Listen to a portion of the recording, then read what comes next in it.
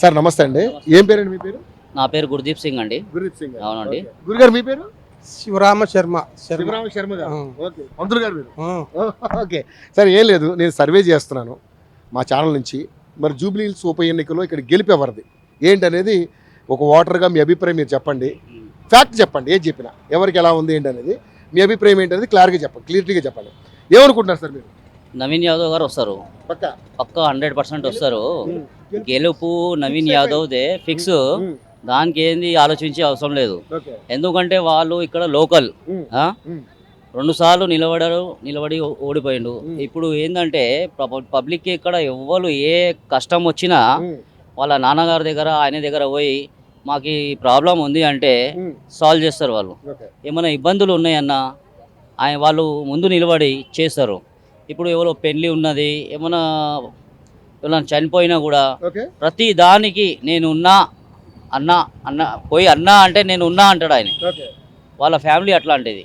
ఇప్పుడు కాదు, 35 ఏళ్ళ నుంచి నేను చూసి 35 ఏళ్ళ నుంచి వాళ్ళు ప్రతి దాంట్లో ఇప్పుడు మా సిక్ కమ్యూనిటీది ఒక నగర్ కీర్తన్ అని జులూస్ వెళ్తుంది. గురు రామదాస్ జీ 4th గురు.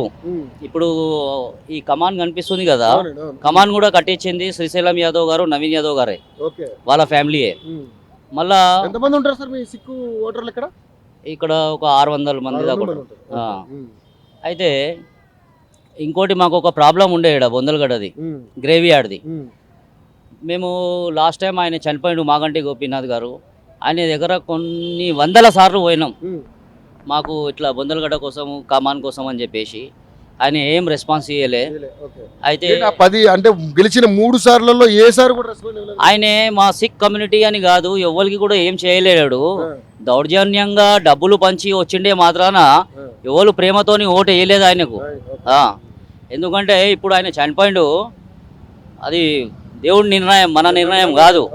అయితే బొందలగడ్డ మాకు గ్రేవీ యార్డ్ లేదు.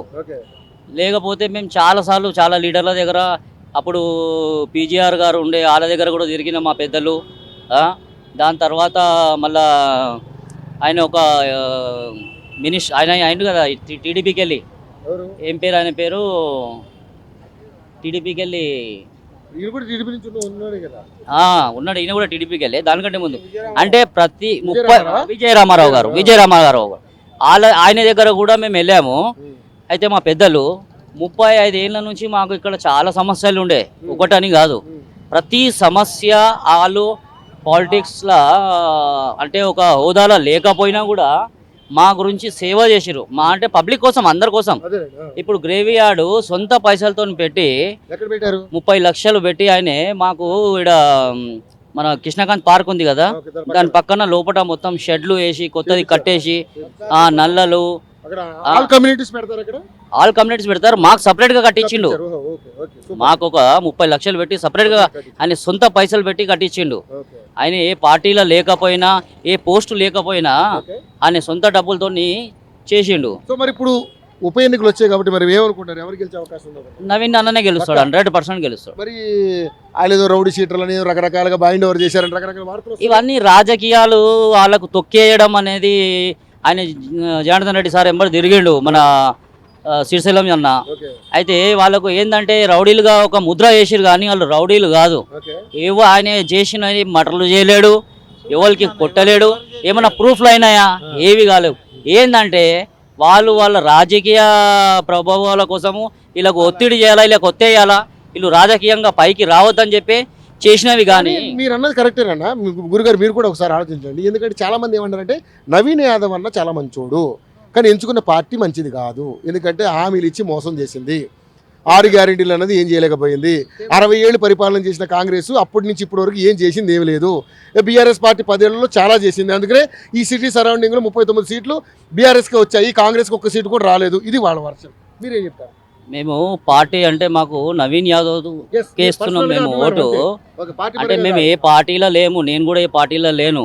కాంగ్రెస్ ఇచ్చింది, చాలా చాలా ధన్యవాదాలు. ఆయనకు సర్వే చేసే ఇచ్చిరు. నవీన్ యాదవ్ అంటే ఏదో ఇట్లా అని చెప్పి ఇవ్వలేరు. కొంతమంది చాలా మంది ఇక్కడ తిరిగిరు, నాకు కావాలా టికెట్ అని చెప్పి.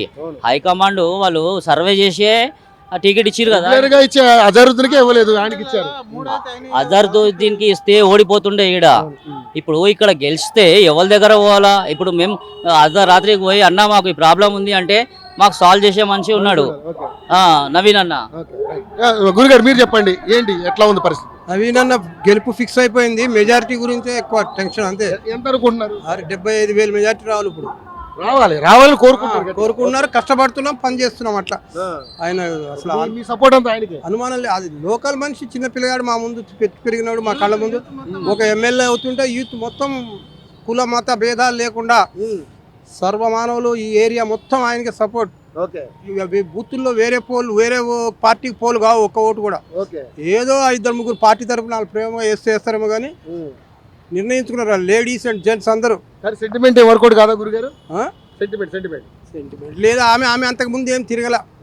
మాగంటి గోపీనాథ్ గారి భార్య అసలు ఏం బయటకు రాలేదు, ఆయనే తిరిగాడు, ఆయన దిక్కలే అంతే, ఏం లేదు. సెంటిమెంట్ ఏం లేదు.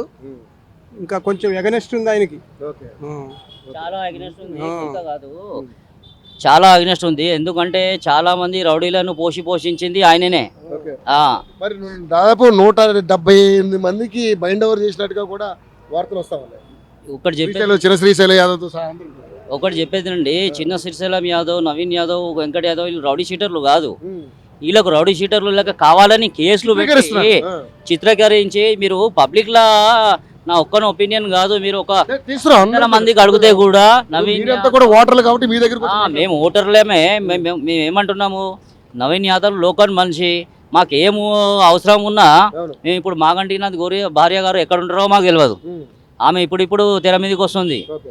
ఆయన డబ్బులు ఖర్చు పెట్టిండు, రౌడీజం చేసిండు, అన్ని చేసి ఆయన 2 సార్లు 3 సార్లు గెలిచిండు. కానీ ఆయన ఏదో పబ్లిక్ ఇష్టంగా గెలిపించుకోలేరు ఎవరు కూడా. ఇప్పుడు ఏంటంటే నవీన్ అన్న 100% గెలుస్తాడు, ప్రజల మనిషి, పబ్లిక్లో ఉంటాడు. వాళ్ళ నాన్నగారు కూడా అక్కడ కూర్చుంటాడు. ఎవరు వచ్చినా ఏం ప్రాబ్లం ఉన్నా ప్రతిదీ నేను ఉన్నా అని చెప్పేసి అన్నదమ్ములు కొట్లాటలు కానీ, అయ్య కొడుకుల కొట్లాటలు కానీ, ఆస్తి తగాదాలు కానీ ఏమన్నా ఉంటే కూసబెట్టి సంజాయించి ప్రాబ్లం సాల్వ్ చేసి పంపిస్తాడని. పోలీస్ స్టేషన్ కోర్టులకు పోతే కొన్ని ఏళ్ళు తిరిగి అయిపోతాయి. ఈడ అయితే మీకు 1 గంట 2 గంటల పరిష్కారం అయిపోతుంది. అంటే వ్యక్తిగతంగా మీ అందరితోటి చాలా చాలా బాగుంటాడు నవీన్ యాదవ్ గారు. సో సమస్య ఉన్నా కూడా ఇమీడియట్లీ మనం పట్టించుకునే పరిస్థితి ఉంటుంది.